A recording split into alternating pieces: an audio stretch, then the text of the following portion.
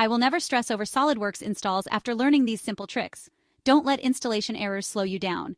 Here's how you can start using SOLIDWORKS 2025 in just a few clear steps. First, double-check your system meets all SOLIDWORKS 2025 requirements, especially your graphics card and memory. Grab your serial number or 3D Experience ID and make sure you're logged in as an administrator. Pro tip: temporarily disable antivirus and update your firewall settings for SOLIDWORKS and SOLIDWORKS Downloader. This prevents download interruptions.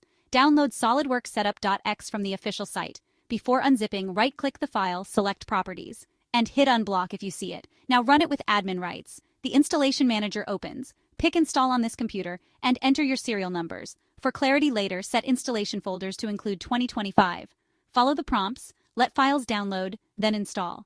Activate your license when prompted, and you're almost done.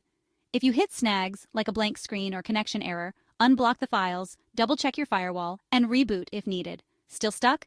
The SOLIDWORKS knowledge base and your reseller are just a click away.